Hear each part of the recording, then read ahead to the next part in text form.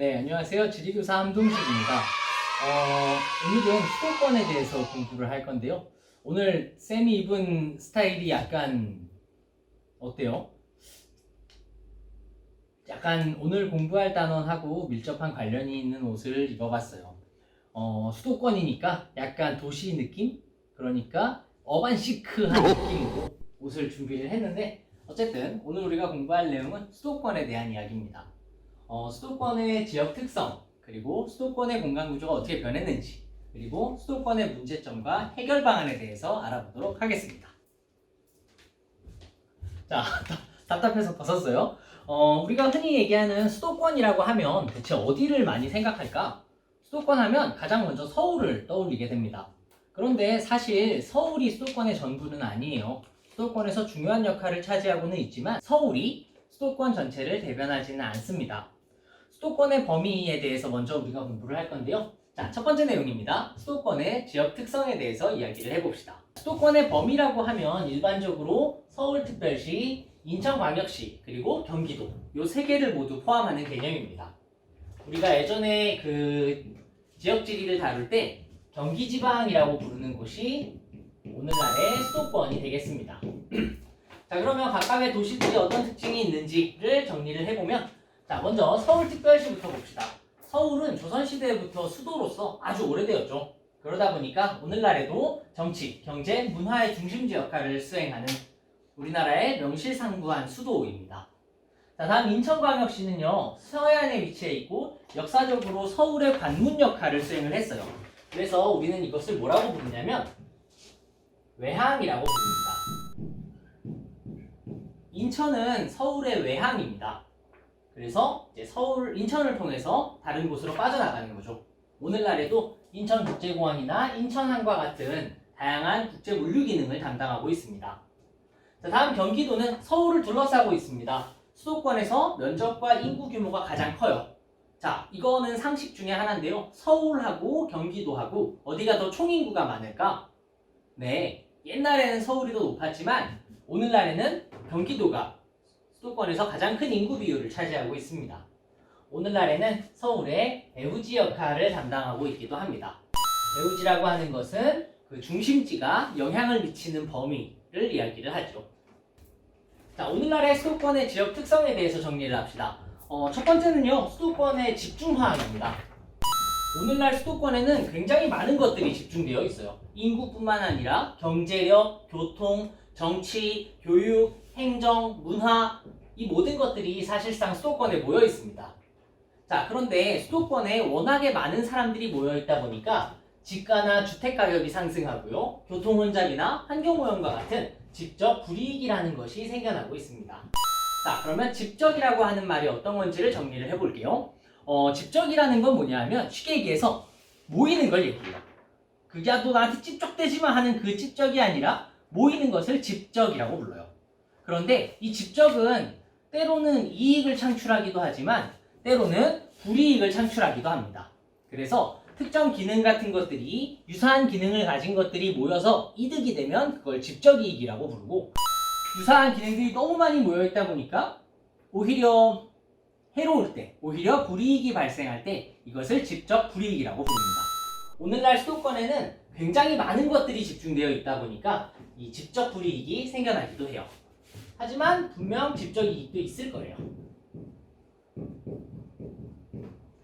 자, 어떤 것들이 모여있는지 봅시다. 인구를 보면요. 우리나라 면적의 약 12% 정도를 차지하는 수도권에는 인구의 50% 이상이 집중되어 있어요.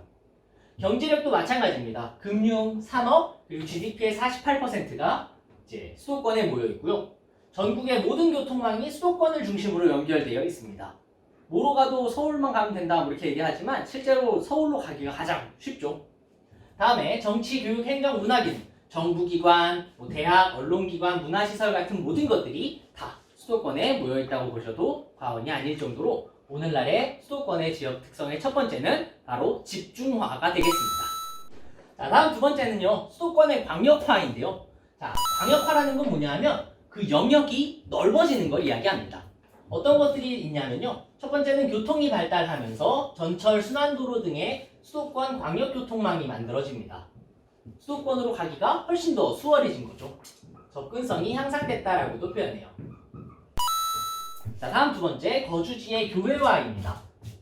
자, 이 교외화라고 하는 말은 도시에서 앞으로 많이 다룰 말들인데요. 기존의 중심 도시에 모여 있었던 많은 기능들의 일부, 특히 주거 기능과 공업 기능 같은 것들이 이 중심 도시의 주변 지역으로 확산되는 것을 교외화라고 부릅니다. 도시는 그냥 하나의 정지되어 있는 그런 공간이 아니라 끊임없이 변화하고 움직이고 성장하고 쇠퇴하고 하는 일종의 유기체와 같아요. 그래서 도시 규모가 커지면 커질수록 이 다양한 기능들이 중심 도시 주변으로 이렇게 빠져나가면서 교외화 현상이 나타납니다. 그 가장 대표적인 것이 신도시와 위성도시입니다. 그래서 서울의 인구가 줄어들고 통근권이 확대됐죠. 이 줄어든 서울의 인구가 다 어디로 갔을까? 죄다 강원도로 오진 않았을 거거든요. 네, 서울에서 출퇴근이 가능한 경기도로 가게 됩니다. 그래서 오늘날 경기도가 서울의 인구를 역전해서 가장 인구가 많은 행정구역이 되었죠. 자, 그러다 보니까 이제 대도시권을 만들게 돼요. 대도시권이라 하면 서울을 중심 도시로 해서 이 거대한 규모의 도시권이 만들어지는 것을 이야기해요. 오늘날 서울이라고 하는 하나의 중심 도시가 어디까지 영향을 주는 거예요? 인천뿐만 아니라 경기 지역, 그리고 더 나아가서는 전국까지도 영향을 주잖아요. 그래서 이런 형태로 수도권은 광역화되고 있습니다. 자, 세 번째 특징은요, 수도권의 다핵화예요. 자, 다핵화라는 건 뭐냐 하면 반대말은 뭘까? 핵심이 하나만 있는 거, 이거를 단핵화라고 하거든요. 단핵의 반대말은 다핵이겠죠. 핵심이 하나만 있는 것을 단핵이라고 부르고 핵심이 여러 개 있는 것을 다핵이라고 불러요. 처음에 도시가 만들어졌을 때에는 중심도시, 특히 중심도시 안에서도 그 도시의 심장이라고 부를 수 있는 도심에서 모든 핵심 기능들을 다 가지고 있었단 말이죠. 그런데 도시가 성장하면서 그 공간에 모든 기능이 다 모여있기가 힘드니까 이 기능들이 여기로 퍼져나가게 됩니다. 그래서 핵심이 여러 개가 되는 것을 다핵화라고 불러요. 오늘날 수도권은 다핵화되어 가고 있습니다. 자, 인천, 서울과 같은 주변 도시들이 성장하면서 공간 구조가 다핵화되고 있고요. 오늘날 기존의 서울이 혼자만 가지고 있었던 단핵적 지위들을 분산하게 되면서 서울 내에서도 구도심, 우리가 흔히 강남이라고 부르는 이곳 일대에서도 성장을 하게 됩니다. 서울에 있었던 대기업 본사들이 강남으로 이전하거나 새로운 중심지가 성장하면서 오늘날 수도권은 다핵화되고 분산화되고 있습니다. 자, 그러면 우리가 방금 수도권의 지역 특성 세 가지를 공부했습니다. 뭐가 있었죠? 첫 번째는 그래요, 수도권의 집중화. 두 번째는 수도권의 광역화. 그리고 세 번째는 수도권의 다핵화입니다. 그래서 집중화, 광역화, 다핵화. 쉽게 이야기하면 모이고 넓어지고 다양해진다라는 것이 오늘날 수도권의 공간 구조의 특징입니다. 화면에 보이는 이 자료를 통해서 수도권의 인구가 얼마나 변했는지, 그리고 수도권의 집중도가 얼마나 나타나는지를 살펴볼 수가 있어요. 자, 하나씩 보면요, 그 수도권의 인구 변화를 먼저 한번 봅시다. 첫 번째 자료는 수도권의 인구 비율이거든요. 오늘날 수도권의 인구 75년도까지만 해도 수도권의 인구는 전국의 약 31.5%였어요. 그런데 쭉쭉쭉쭉쭉 가서 2017년 기준으로는 약 50%, 49.6%가 수도권의 인구 비율입니다.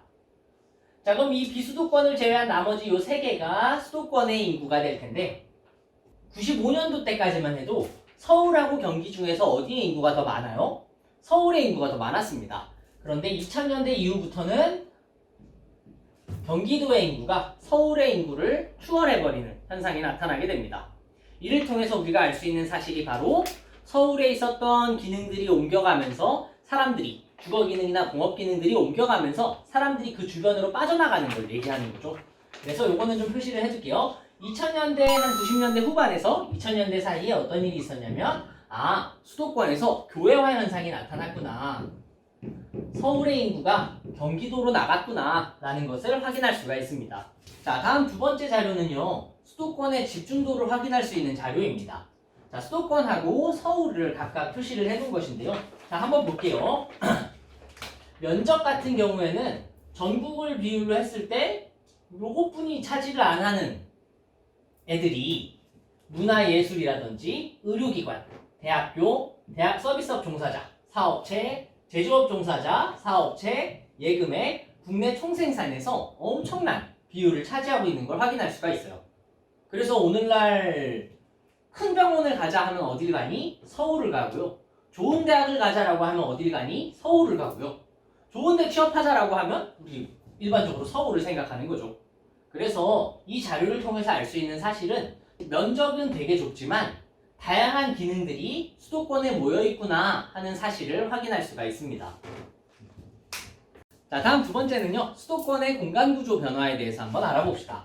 60년대부터 2000년대까지 수도권의 공간구조가 시대에 따라서 어떻게 바뀌었는지를 확인할 수가 있어요.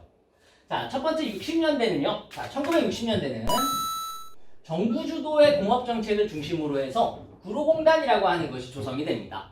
얘는 1964년부터 74년까지 수출산업공단으로서 조성되어 있었던 곳이에요. 하지만 오늘날에는 2000년대 들어서 이름을 바꿔요. 이제 구로공단이 아니라 국가디지털산업단지, 서울디지털국가산업단지, 서울디지털국가산업단지라고 해서 공간구조가 많이 바뀌었습니다. 과거에는 뭐 벌집이라고 부를 정도로 열악했던 환경들이 오늘날에는 이름이 바뀌면서 아파트형 공장과 같은 새로운 형태의 공업구조가 나타나고 있어요. 자, 1960년대까지만 하더라도 서울을 중심으로 섬유, 봉제업과 같은 노동집약적 경공업이 발달을 했습니다. 자, 노동집약적 경공업이라는 건 뭘까? 경공업은요, 가벼운 걸 만드는 걸 얘기해요.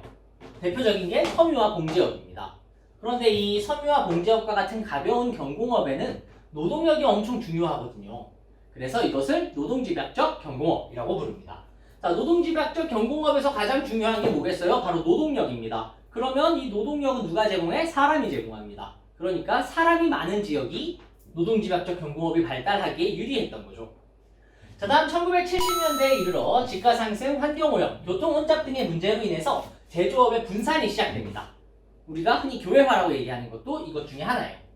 그러다 보니까 서울 주변의 인천, 경기도 등으로 제조업 공장이 이전하게 됩니다.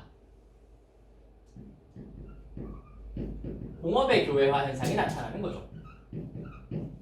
자, 다음에 1980년대에는요. 인천의 남동공단, 경기도 안산 시흥에 있는 단월공단, 시화공단 같은 것들이 조성이 되고 인천과 경기도의 제조업 성장이 가속화됩니다.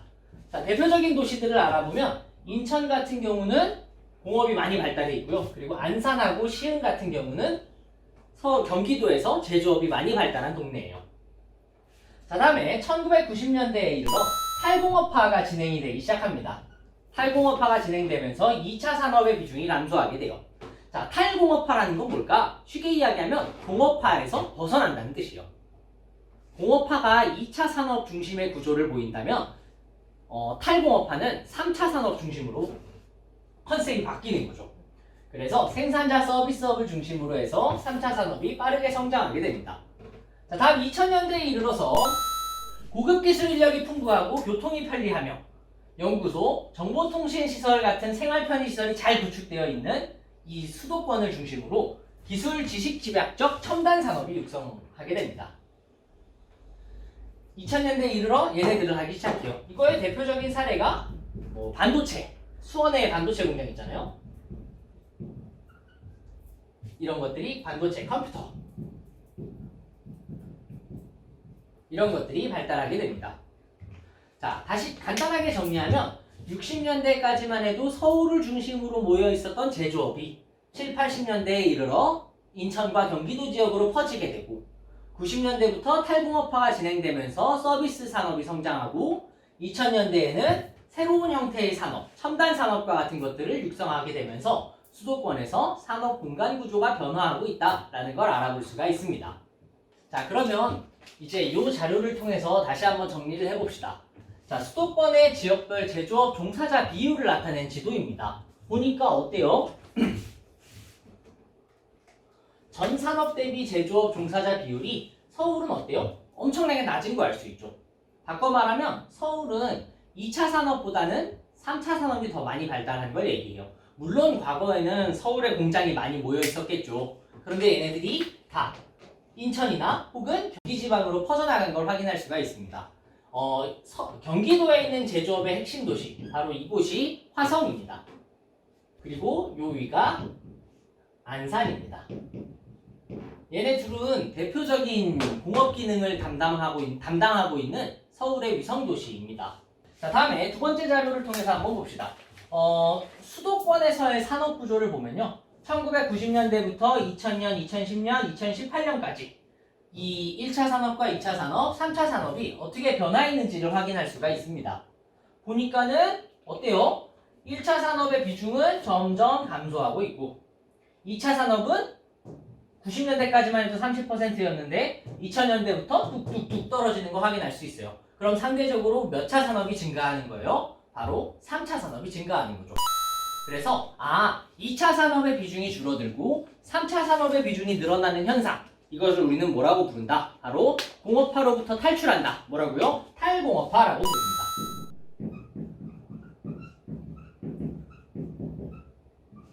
이 자료를 통해서 우리가 확인할 수 있는 건 바로 탈공업화예요. 서비스 산업이 3차 산업이 굉장히 중요한 비중을 차지하는구나 라는 걸 확인할 수가 있어요. 이 자료는요. 서울, 인천, 경기 전국에 해당하는 1차, 2차, 3차 산업의 비율을 나타낸 자료예요. 자, 이 자료를 살펴보면 재밌는 걸 알 수가 있어요. 서울 같은 경우는 3차 산업의 비중이 몇 %래요? 90%예요. 2차 산업과 1차 산업은 0.1, 8.9로 아주 바닥이죠. 자, 반면에 인천 같은 경우는 어떤 수치가 눈에 띄냐 하면 서울, 인천, 경기 중에서 가장 2차 산업의 비중이 높은 공업도시입니다. 다음에 경기 같은 경우는 어때요? 서울, 인천에 비해서 논밭이 조금 많은 편이긴 하네요. 1.6%. 그렇지만 여전히 3차 산업 중심이구나 라는 거 확인할 수 있죠. 전국을 기준으로 했을 때 3차 산업, 2차 산업, 1차 산업의 비중이 있지만 서울, 인천, 경기는요. 전국에 비해서 특히 3차 산업이 많이 발달해 있는 곳이기도 합니다. 전국을 기준으로 했을 때 수도권은 1차 산업보다는 3차 산업의 비중이 더 크다는 사실에 주목해 주시길 바랍니다. 자, 이제 서울의 탈공업화, 이 탈공업화 현상이 공간 구조에 어떤 변화를 가지고 왔는지를 정리를 해봅시다. 자, 서울의 탈공업화를 살펴보면 2차 산업 비중이 감소하고 3차 산업 비중이 증가했다라고 하잖아요. 이게 탈공업화의 개념이죠. 탈공업화가 일어나는 배경은 과밀화에 따라서 지가가 상승하고 교통체증, 대기오염과 같은 문제들이 생겨요. 그리고 교통과 통신이 발달하면서 지역 간의 연계성이 생기고요. 정부에서 인구와 산업을 분산시키는 정책을 피게 됩니다. 그에 따라서 서울의 공장이 경기도나 충청권 등으로 이전하게 되죠. 자, 그러다 보니까 어떤 영향들이 생겼냐 하면 넓은 공업용지가 필요한 산업, 그리고 공해 유발 산업 같은 것들이 이전합니다. 어디로 이전해요? 경기나 충청권으로. 그리고 지식과 정보가 중요시되는 산업 구조로 변화합니다. 첨단 산업 구조로 변화하는 거죠. 우리는 이걸 뭐라고 부르냐면 산업 구조의 고도화라고 부릅니다.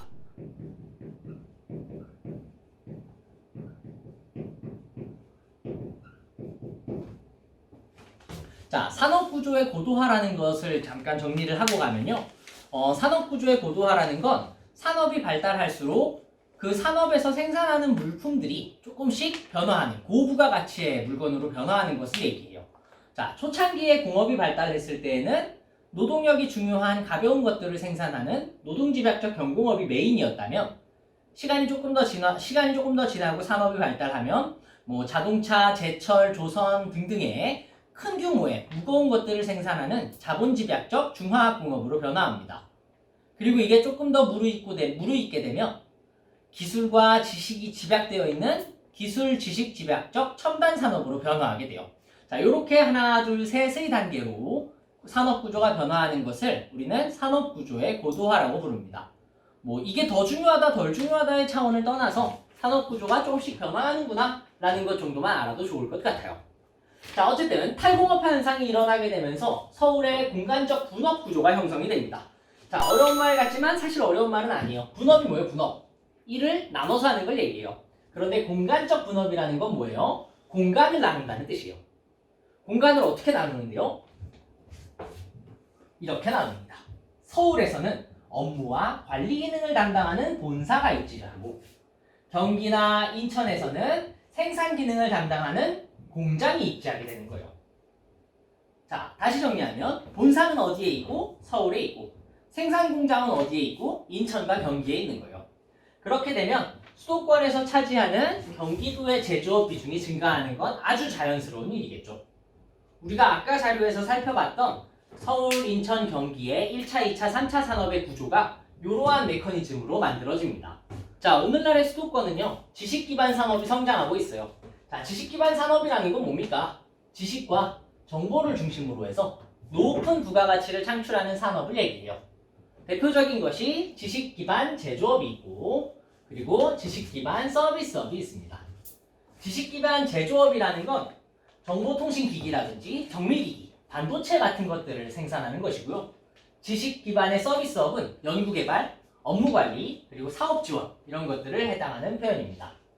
자, 그러면 지식 기반 산업을 보유하고 있는 공간도 조금은 다르겠죠. 서울 같은 경우는 지식 기반 제조업과 서비스업 중에서 뭐가 더 발달해 있어요? 바로 지식 기반 서비스업이 중심이라면 경기나 인천 같은 경우는 넓은 공장 부지가 필요한 지식 기반 제조업이 발달해 있습니다.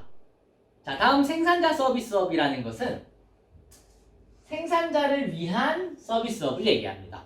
생산자라는 건 누굴 얘기하는 거야? 기업을 얘기하는 거예요. 기업을 위한 서비스업, 연구개발, 금융보험, 광고, 부동산 등 기업 활동을 지원하는 서비스업이 수도권에는 특히 발달해 있어요.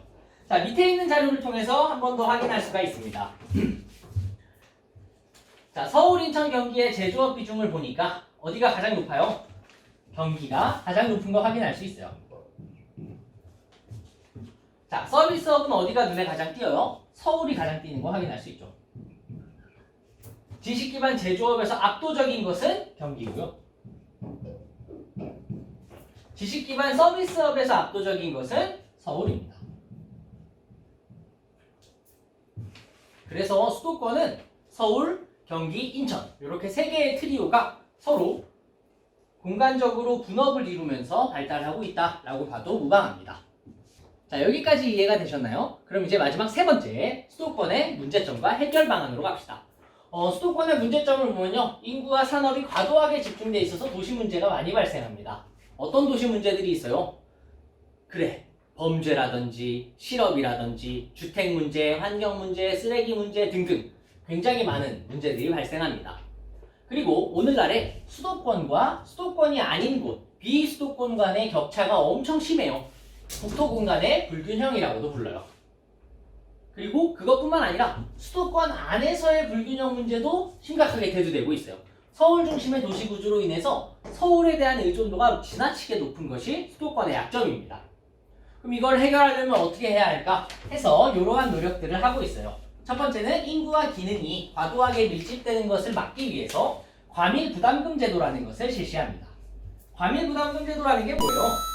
인구 집중을 유발하는 업무, 상업시설 같은 것들이 들어올 때 부담금을 내는 걸 얘기해요.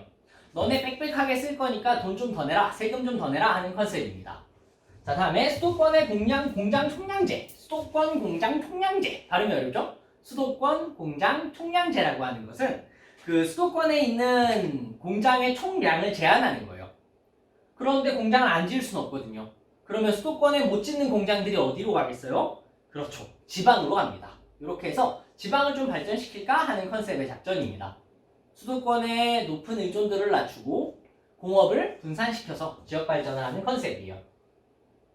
이렇게 해서 혜택을 본 지역이 수도권이랑 가장 가까운 충청권 지역입니다. 그것도 다음 시간에 다룰 거고요. 자, 다음에 국토군 간의 불균형을 완화하기 위해서 세종특별자치시라든지 혁신도시 같은 것들을 만들었어요. 세종특별자치시 왜 만들었게? 국토 불균형 줄이려고 만든 거예요. 혁신도시 왜 만들었게? 국토 불균형 줄이려고 만든 거예요. 그리고 수도권 안에서의 불균형을 해소하기 위해서 수도권 정비계획 같은 걸 통해서 다핵 연계형 공간 구조로 전환하겠다라는 노력들을 하고 있습니다. 자, 화면에 보이는 이 자료들은 수도권 정비 권역 그리고 수도권 정비 계획을 나타낸 자료예요. 이 자료에 나타나는 이 모든 내용들을 일일이 다 외우려고 하지 않으셔도 괜찮습니다. 이 자료를 보고 수도권의 불균형 문제를 해결하기 위해서 많은 노력을 하고 있구나 라는 것 정도만 알 수 있다면 이 자료는 자세하게 설명하지 않고 넘어가도 될 것 같아요. 자, 이렇게 해서 오늘 우리가 수도권과 관련된 3가지 내용을 모두 배웠습니다. 수도권의 지역 특성, 수도권의 공간 구조 변화, 그리고 수도권의 문제점과 해결 방안이었습니다.